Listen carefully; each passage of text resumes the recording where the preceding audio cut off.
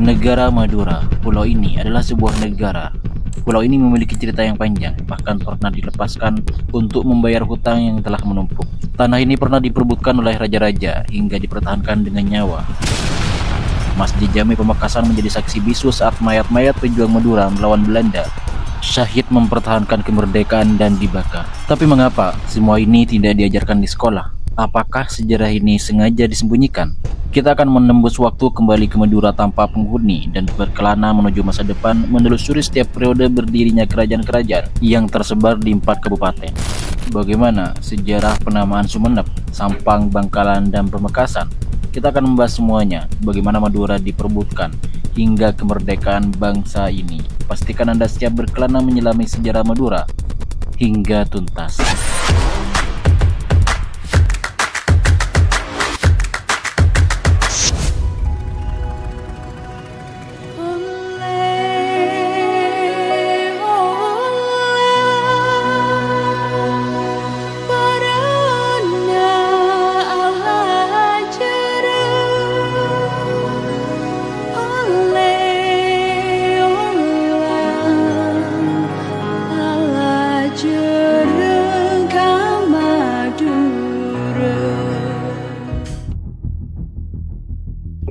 Dari sumber babat tanah Madura dikisahkan bahwa pada zaman dahulu Pulau Madura hanya terlihat sebagai puncak-puncak tanah yang tinggi dan hanya tampak saat air laut surut. Namun ketika laut pasang, dataran tersebut tenggelam dan tidak terlihat di permukaan. Beberapa puncak yang terlihat tersebut kini dikenal dengan nama Gunung Keker di Kabupaten Bangkalan dan Gunung Pacuten di Sumeneb. Banyak yang mengisahkan bahwa penduduk pertama Pulau Madura adalah Sindoro Agung yang hamil tanpa suami melahirkan Raden Segoro dengan 2 pusaka yang didapatkan dari 2 ekor naga. Namun sejarah mencatat bahwa kisah ini hanyalah legenda masyarakat. Sejarah yang lebih kredibel menyatakan bahwa seluruh suku Madura berasal dari Taiwan yang bermigrasi melalui Filipina untuk mencapai Indonesia. Tentu saja, saat itu masih belum ada nama Indonesia. Dalam beberapa sumber sejarah, suku Madura pertama kali muncul di pantai Madura. Mereka memiliki nenek moyang yang sama dengan suku Jawa, yaitu bangsa Austronesia. FYI, Austronesia adalah suku bangsa yang berasal dari Taiwan yang menyebar ke berbagai wilayah di Asia Tenggara. Bangsa Austronesia sampai di Indonesia melalui migrasi laut prasejarah dari Taiwan sekitar 3000 hingga 1500 sebelum Masehi. Bisa dibayangkan betapa lamanya Indonesia ini telah dihuni oleh manusia. Bangsa Austronesia menggunakan perahu bercadik dan menyebar ke berbagai kepulauan melalui jalur utara dan barat. Jalur utara melalui Filipina, Sulawesi, dan Kalimantan. Jalur barat melalui Semenanjung Melayu atau Malaysia, kemudian Sumatera, dan menyebar ke seluruh Indonesia. Disclaimer, sejarah wilayah yang saat ini disebut Indonesia dimulai sekitar abad ke-4 Masehi atau antara 301 hingga tahun 400 Masehi. Atau, jika diberikan gambaran lebih mudah bagi penduduk Madura dengan penganut muslim mayoritas, bahwa sejarah di Indonesia dimulai antara 170 hingga 180 tahun sebelum Nabi Muhammad dilahirkan. Baik, setelah pembahasan ini, kita telah mengetahui bahwa Pulau Madura telah dihuni sejak kurang lebih 3000 hingga 1500 sebelum Masehi silam. Namun, tidak banyak atau mungkin tidak ada catatan sejarah yang terjadi di Pulau Madura antara periode tersebut hingga tahun 900-an Masehi. Pulau Madura selama kurun waktu yang lama berada di bawah pengaruh kekuasaan kerajaan-kerajaan Hindu Jawa Timur. Sejak Kediri berdiri pada tahun 1042 Masehi hingga detik-detik akhir kerajaan Majapahit, Madura berada di bawah kekuasaan kerajaan-kerajaan Jawa, mulai dari Kediri, Singasari, dan Majapahit.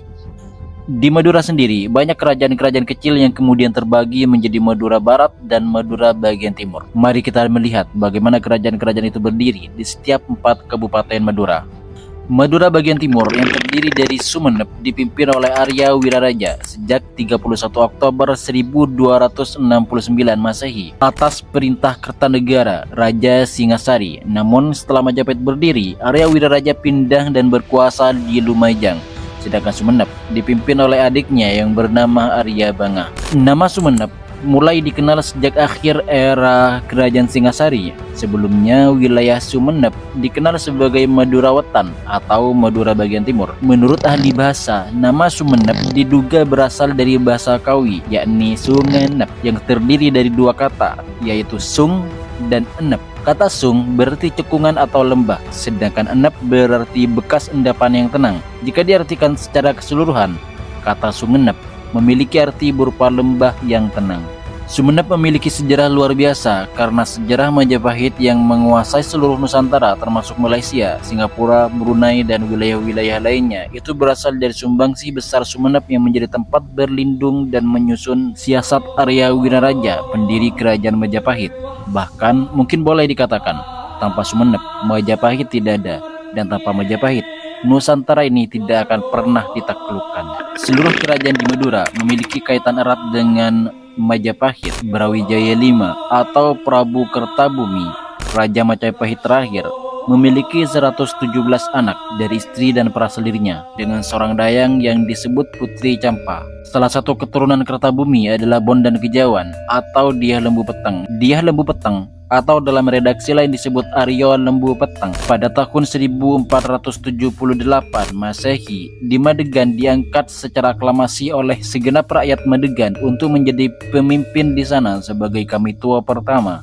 Keraton Sampang bertempat di Madegan, Polagan Sampang. Beliau datang ke Madegan beserta keluarganya untuk mencari tempat aman karena kerajaan Majapahit ditaklukkan oleh Raja Girindra Wardana dari Kerajaan Keling. Tempat tinggal yang dianggap aman dan cocok adalah Madegan. Beliau beradaptasi secara baik dengan masyarakat sehingga para pemuka agama dan tokoh masyarakat sangat senang dan hormat terhadapnya. Aryo Lembu Petang mengendalikan pemerintahan di Madegan dengan penganut sistem pemerintahan desa yang pernah diterapkan Majapahit sehingga tidak menemui kesulitan berarti dalam memimpin rakyat Madegan. Aryo Lembu Petang kemudian hari pergi mondok ke Ampel dan meninggal dunia di sana. Penggantinya sebagai kami tua di Sampang adalah Aryo Menger, putra tertuanya, dan Keraton Sampang tetap berada di Madegan. Tentang asal-usul penamaan Sampang adalah berasal dari perjalanan Pangeran Joko Tole, Raja Sumenep yang ke-13. Beliau dengan istrinya melakukan perjalanan pulang dari Majapahit ke Sumenep. Mereka berjalan kaki menuju pantai Madura dan dalam perjalanan ada daerah-daerah yang terlewati dan masyarakat menyebutnya Sampang, berasal dari suku kata Esempangi yang artinya dilewati. Dari sanalah nama Sampang mulai familiar di kalangan masyarakat setempat. Terlebih lagi, nama Sampang ini sangat terkenal pada masa kekuasaan Adipati Pramono yang memegang julukan Adipati Pramono penguasa Sampang. Dari penamaan ini, kita bisa pastikan bahwa nama Sampang telah dikenal sejak lebih dari tahun 1415 Masehi. Dan salah satu keturunan Aryo Lembu Petang adalah Aryo Mengo yang membuka hutan pemakasan di kemudian hari. Berdirinya Kerajaan Pelakaran yang diperkirakan berdirinya tahun 1531 hingga 1623 merupakan pemindahan pusat kerajaan yang awalnya berada di Madegan, Polagan Sampang. Sebagaimana telah dijelaskan di bagian sejarah Sampang, berdirinya kerajaan ini ditandai dengan mulai bertahtanya Pangeran Demang Pelakaran di Keraton Anyar. Ki Demang Pelakaran merupakan keturunan dari Prabu Brawijaya dari jalur Aryo Damar, penguasa Palembang. Aryo Damar atau Jakadillah kemudian menurunkan Aryo Menaksenoyo yang berkelana dan akhirnya menginjakan kaki di Pulau Madura. Dari Menaksenoyo inilah turun-menurun dan akhirnya lahir Aryo Pojok dan menikah dengan Nyai Ageng Budo, keturunan Aryo Lembu Petang. Dan dari dua orang ini melahirkan Kiai Demang Pelakaran. Pangeran Demang Pelakaran memiliki beberapa anak laki-laki. Dua putra yang paling terkenal adalah Raden Adipati Pramono dan Kiai Pragalba. Kiai Pragalba ini kemudian memiliki anak Raden Pratano yang memindahkan Keraton Pelakaran ke Arosbaya dan menjadi cikal bakal semakin besarnya Kerajaan Arosbaya. Kerajaan Arosbaya semakin berkembang di masa pemerintahan Ki Demang Pelakaran. Sistem pemerintahan inilah yang kemudian menjadi cikal bakal berdirinya Kerajaan Madura bagian Barat. Kerajaan Madura bagian Barat adalah kerajaan yang dipimpin oleh anak keturunan Ki Demang Pelakaran yang meliputi Bangkalan dan Sampang. Sedang di Pamekasan dan Sumenep juga telah berdiri kerajaan lain sehingga Madura pada masa itu sekitar abad ke-15 terbagi menjadi 3 wilayah, yaitu Bang Wetan, yaitu Sumenep, Bang Tengah adalah Pamekasan, dan Bang Kulon, Bangkalan dan Sampang. Mengapa dinamakan Bangkalan? Kita bahas setelah mengurai asal-usul Pamekasan, tepatnya pada pemberontakan Kek Lesan. termasuk juga anak dari Lembu Petang adalah Aryo Mengo. Dikisahkan bahwa Aryo Mengo membuka hutan di bagian timur Sampang. Nama Mengo dalam bahasa Jawa bermakna eleng, yang mempunyai arti selalu ingat. Oleh sebab itu, beliau memberi nama tempat yang dibebatnya itu dengan Pamelengan. Di tempat inilah beliau bertahta dan membentuk sistem pemerintahan serta memakai gelar Kiai Wonorono. Pamelengan adalah pemerintahan pertama Pamekasan dengan raja pertamanya Ki Wonorono. Tim narasi Narto ID tidak menemukan kapan berdirinya pemerintahan Pamelengan secara pasti, namun bisa dipastikan terjadi pada abad ke-15 tepatnya setelah Keraton Sampang berdiri. Menurut Sulaiman Sadik, pusat pemerintahan kerajaan Pamelengan berada di kompleks Rumah Sakit Paru RSUD Muhammad Nur, tidak jauh dari terminal Kota Lama. Ki Wonorono dikaruniai anak tunggal yang diberi nama Nyai Banu. Nyai Banu ini kemudian hari mengganti ayahnya sebagai penguasa di Pamelengan dan dikenal sebagai Ratu Pamelengan. Ratu Pamelengan kemudian menikah dengan Kiai Adipati Pramono, putra Pangeran Demang Pelakaran, kerajaan yang telah kami sebutkan di sejarah Bangkalan. Sehingga dari penjelasan ini telah menggambarkan bahwa Madura sejak dulu telah bernaung dalam kedamaian antara para rajanya dengan hubungan kekerabatan. Agama Islam mulai menyebar di Pamelingan dan banyak keluarga keraton mulai memeluk Islam sekitar tahun 1515. Pada waktu itu juga didirikan pondok pesantren Sumber Anyar Telanakan yang dipimpin Kiai Nyuber. Selain sebagai ulama, ia juga mengajar di lingkungan keraton sehingga dijuluki Kiai Ratoh atau Kiai Para Raja. Kemudian tahta beralih kepada putra sulungnya yang bergelar Panembahan Ronggo Sukowati yang berkuasa mulai dari 1530 hingga 1616 Masehi. Salah satu kebijakan penting dari Ronggo Sukowati adalah memindahkan pusat pemerintahan dari Lawangan Daya ke Mandilaras, sekarang termasuk wilayah Kelurahan Geladak Anyar. Pada masa pemerintahan Ronggo Sukowati juga, nama Pamekasan resmi menggantikan Pamelingan. Nama ini diambil dari falsafah Mekas Cetna Paksa Cenengetipi yang bermakna harapan agar setiap pemimpin Pamekasan senantiasa menunjuk keterbukaan, kemandirian, dan berkomitmen menyejahterakan rakyat. Sementara ini, kita telah memahami bagaimana Pulau Madura berasal dan bagaimana sejarah keempat kabupaten ini memulai keraton masing-masing. Setelah ini, kita akan bahas Madura secara utuh beserta kejadian-kejadian di 4 kabupaten ini sehingga menjelang kemerdekaan Republik Indonesia. Disclaimer, meski di 4 kabupaten ini telah berdiri berbagai keraton, luas wilayah keraton tersebut tidak semerta-merta memiliki luas wilayah sebagaimana wilayah 4 kabupaten saat ini. 4 kabupaten ini pun belum terbentuk waktu itu. Apa yang terjadi di Madura? Keraton-keraton itu berjalan mengikuti arus masa hingga tahun 1624 Masehi. Pada waktu itu, Madura diserang oleh Kerajaan Mataram yang dipimpin Sultan Agung Adi Prabu Hanyakarakusuma.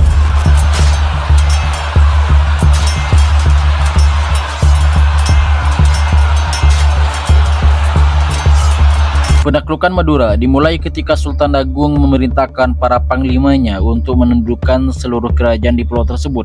Namun upaya ini tidak mudah untuk dibayangkan. Mataram menghadapi perlawanan sengit sebelum akhirnya mengirim pasukan tambahan dari Jawa. Catatan kolonial menyebutkan bahwa keberhasilan Mataram dalam menaklukkan Madura tidak lepas dari peran Juru Kiting, seorang tokoh yang dikenal karena kesaktiannya. The Graph menulis bahwa pasukan Mataram terlihat bersemangat setelah melakukan sebuah ritual tertentu, sementara pasukan Madura justru kehilangan keberanian. Akibatnya Mataram berhasil menaklukkan satu persatu kerajaan Madura. Hampir tidak ada Raja Madura yang selamat dari invasi ini. Pada tahun 1624 Masehi, seluruh penguasa Madura banyak tewas dalam pertempuran. Pangeran Martosari, penguasa Sampang, Pangeran Purbaya, penguasa Pamekasan, Pangeran Jimat, putra Panembahan Ronggo Sukowati, gugur dalam peperangan melawan pasukan Sultan Agung. Kerajaan Arosbaya nyaris musnah dan Raden Prasena menjadi satu-satunya keturunan bangsawan yang tersisa. Raden Prasena, seorang adipati muda dari Arosbaya, ia dibesarkan dengan nilai-nilai Islam yang kuat oleh ibunya, Ratoh Epu. Ia ditawan oleh Mataram dan dijadikan abdi dalam keraton, serta wajib mematuhi segala aturan istana. Meski menyimpan dendam atas kematian keluarganya, Raden Prasena mampu mengendalikan emosinya. Sikapnya yang tenang, berbudi pekerti luhur, dan dedikasi tinggi dalam bekerja membuatnya disukai oleh Sultan Agung dan seluruh istana Mataram. Kesetiaannya yang tak tergoyahkan akhirnya meluluhkan hati Sultan Agung yang kemudian mengangkatnya sebagai anak angkat. Sejak saat itu, Raden Prasena mendapat hak dan perlakuan setara dengan putra-putra raja. Setelah Madura sepenuhnya dikuasai, Sultan Agung berniat menunjuk seorang penguasa baru yang tunduk pada Mataram. Raden Prasena yang merupakan keturunan dari kerajaan Arosbaya yang telah lama mengabdi di Mataram dinilai layak memimpin Madura. Akhirnya pada 23 Desember 1624 Masehi atau 12 Rabiul Awal 1042 Hijriah bertepatan dengan peringatan Maulid Nabi, Raden Prasena dinobatkan sebagai penguasa Madura dengan gelar Pangeran Cakraningrat I. Tanggal dan tahun ini diperingati sebagai hari lahir Kabupaten Sampang. Sulit dibayangkan menjadi sosok Raden Prasena yang telah melihat keluarganya dan raja-raja Madura dibantai, tapi harus mengabdi pada pembunuh keluarganya. Namun, didikan sang ibu telah menjadikan dia sosok yang tabah, mengendalikan dirinya untuk tidak balas dendam demi menjaga darah agar tidak tumpah hanya demi ambisi balas dendam. Dan pada akhirnya Madura tetap berada dalam genggamannya sebagai Pangeran Cakraningrat I. Selama Mataram berkuasa, terdapat beberapa kali pemberontakan yang dilakukan pahlawan Madura untuk menyingkirkan kekuasaan Mataram dari Pulau Madura. Salah satunya dilakukan oleh Pangeran Trunojoyo pada tahun 1671 yang menjadikan Pamekasan sebagai pangkalan pemberontakan. Pasukan Pangeran Trunojoyo berhasil menguasai ibu kota Mataram pada 2 Juli 1677. Namun, pemberontakan ini bisa dipatahkan oleh Mataram pada akhir 1676 dengan meminta bantuan Kongsi Dagang Belanda (VOC).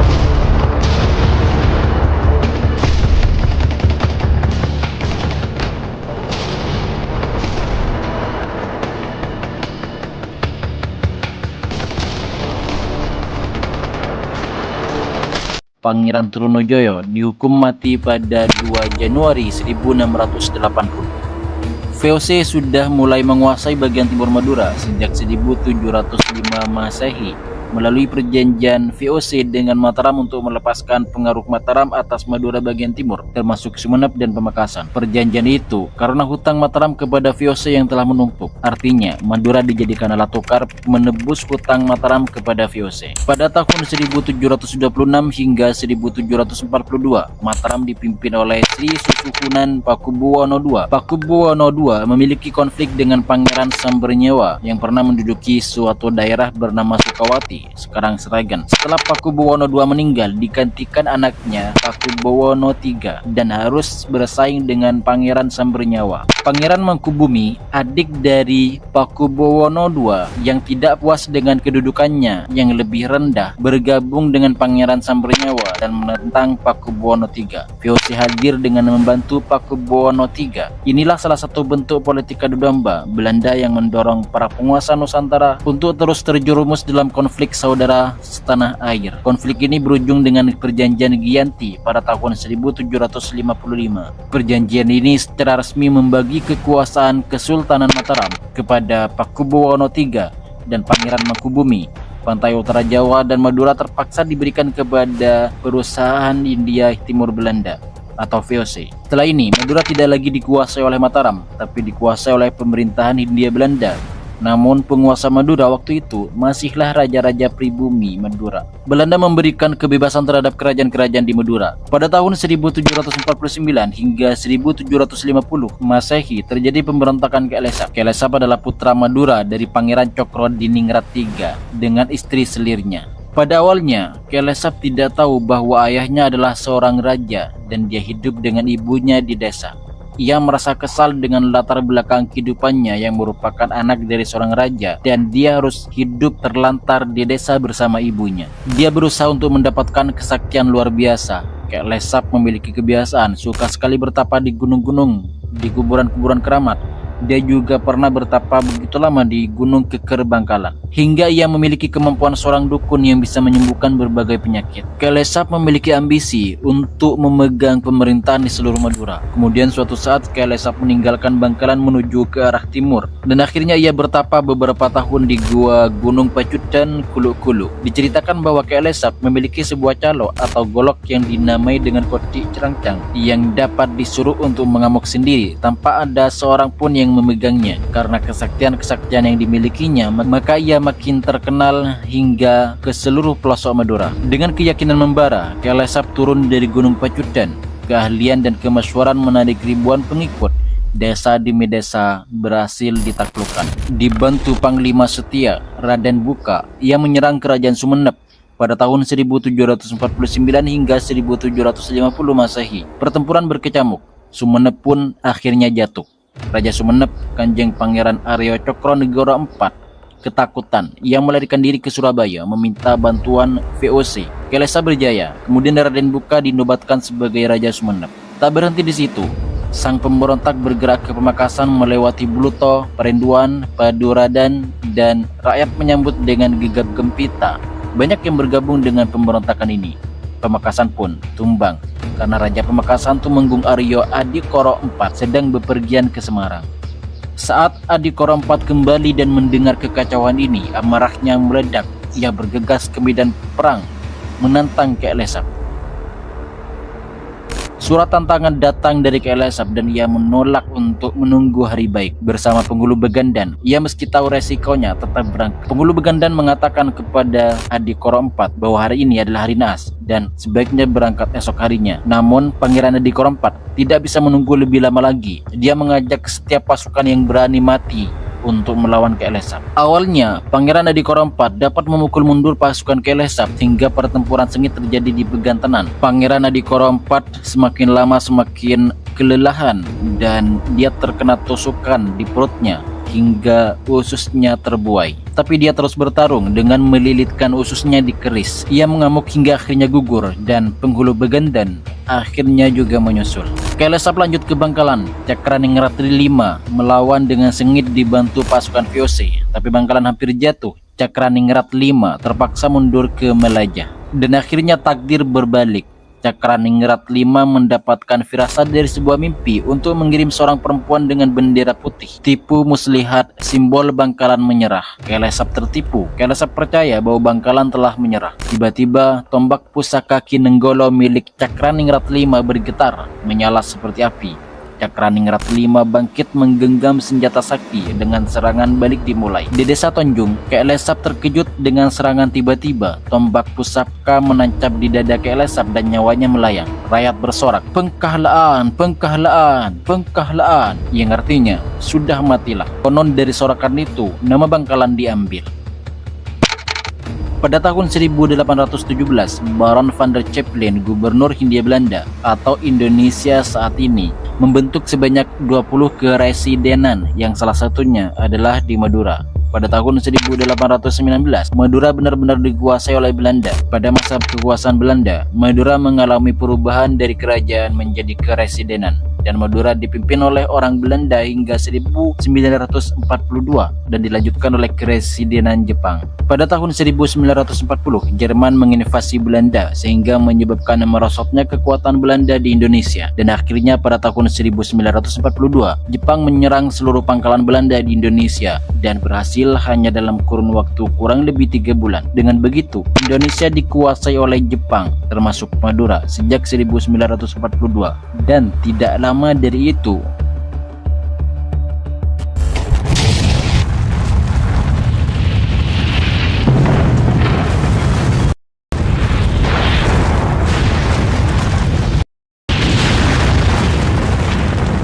pada tahun 1945, Jepang dibom oleh Amerika Serikat, tepatnya pada Hiroshima dan Nagasaki, mengakibatkan Jepang menyerah dan Indonesia mengalami kekosongan kekuasaan. Pada waktu itu juga Indonesia mengambil kesempatan untuk memproklamirkan kemerdekaan Indonesia pada 17 Agustus 1945. Setelah Jepang porak-poranda, kemudian Indonesia memproklamirkan kemerdekaan. Pasukan sekutu Belanda kembali ke tanah air. Belanda datang ke Indonesia pada 29 September 1945. Untuk mempertahankan kemerdekaan, Indonesia melakukan segala upaya perlawanan seperti pertempuran Medan area Sumatera, pertempuran Ambarawa di Jawa Tengah, pertempuran Surabaya, peristiwa Manado, pertempuran di Bandung, pertempuran Margarana di Bali, dan pertempuran di Lembang dan titik lainnya. Bagaimana dengan Madura? Belanda melakukan agresi militer satu untuk mendirikan negara boneka di Indonesia. Salah satu wilayah yang dijadikan negara adalah Madura. Muncul kepanikan masyarakat Madura mendengar berita itu. Sasaran utama adalah Bangkalan karena letak yang sangat strategis dalam mengamankan pangkalan armada di Surabaya. Pendaratan kedua di Pelabuhan Kamal pada Senin 4 Agustus 1947 menembakkan meriam dari laut ke arah pelabuhan. Pendaratan Belanda sudah diketahui oleh pejuang di tempat persembunyian sembari menunggu arahan dari Letnan Affandi. Letnan Affandi merupakan pemimpin TNI Madura yang keberadaannya dicari Belanda sejak tahun 1946 karena mempersulit Belanda menguasai Madura. Bahkan Belanda memerintahkan masyarakat Madura untuk menyerahkan Letnan Affandi dengan upah sebesar 10.000 gulden atau florin. Namun rakyat Madura melindungi Letnan Affandi. Perang melawan Belanda yang paling bersejarah bagi rakyat Bangkalan terjadi pada 16 Agustus 1947.